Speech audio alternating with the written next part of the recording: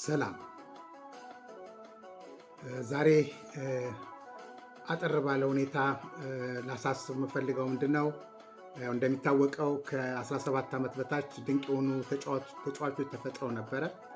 በመጨረሻ የምናየው ጨዋታ እንግዲህ ኢትዮጵያ ከኬንያ ጋር ተጫውተው 3-0 ካሸነፉ በኋላ ለዓለም ዋንጫ ማጣሪያ ሞሮኮ ላይ ለሚደረገው እንዳለፉ እናስታውሳለን።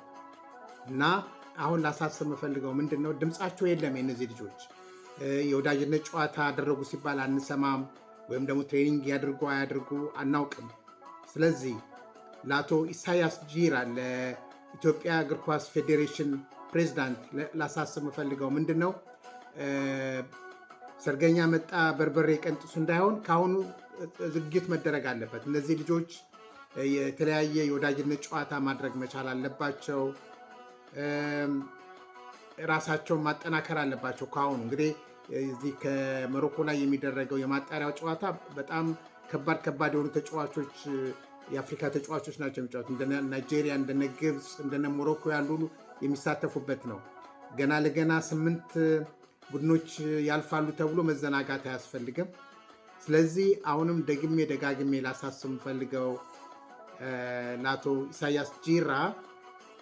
ኢሳያስ ጂራ ላሳስብ የምፈልገው ምንድነው ፕሊስ የወዳጅነት ጨዋታ ያድርጉ። እነዚህ ልጆች የወዳጅነት ጨዋታ ያድርጉ፣ ይሰባሰቡ ካሁኑ እና ራሳቸውን ያጠናክሩ።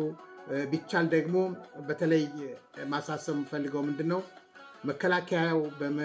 ተከላካዩ ላይ ማለት ነው ተከላካዩ ላይ ትንሽ ጉልበት ያንሳቸዋል እና ጠንከር ያሉ ልጆች ተመርጠው ቢገቡበት እና እንትኑን የሚያጠናክር ማለት ነው ተከላካዮችን የሚያጠናክር ተጫዋቾች ከተለያዩ ከደቡብ አካባቢ ሊሆን ይችላል ጠንከር ያሉ ልጆች ቢመረጡና ቢገቡ ላለውኝ።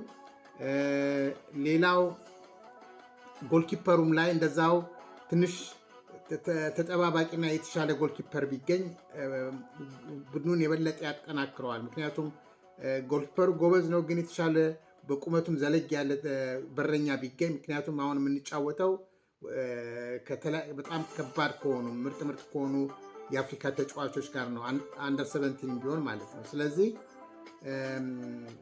ማሳሰብ ፈልገው ለአቶ ኢሳያስ ጂራ በተቻለ መጠን የወዳጅነት ጨዋታ ያድርጉ። እነዚህ ልጆች ይሰባሰቡ፣ ድምፃቸውን እንስማ፣ ምን ደረጃ ላይ እንዳሉ ማወቅ ያስፈልጋል ማለት ነው። የወዳጅነት ጨዋታ ያደረጉ ሲባል አንሰማም። ጨዋታው ማለትም ውድድሩ ሊጀመር ሲል መጥራት ብቻ ሳይሆን ከአሁኑ እነዚህ ልጆች እንዲጠናከሩ ማድረግ፣ የጎደለባቸውንም ደግሞ እንዲያስተካክሉ ማድረግ፣ የወዳጅነት ጨዋታዎችም ውስጥም ካሉ ከሆነ ከውጭም ተጫዋቾች ጋር የወዳጅነት ጨዋታ እንዲያደርጉ እድል መስጠት። ያንን ካደረግን ብቻ ነው ለጥሩ ተጫዋቾችን ማፍራት የምንችለው እና በዚህ ላይ እንዲታሰብበት ላሳስብ ነው የምፈልገው። ቴንኪው፣ አመሰግናለሁ። ደህና ሁኑ።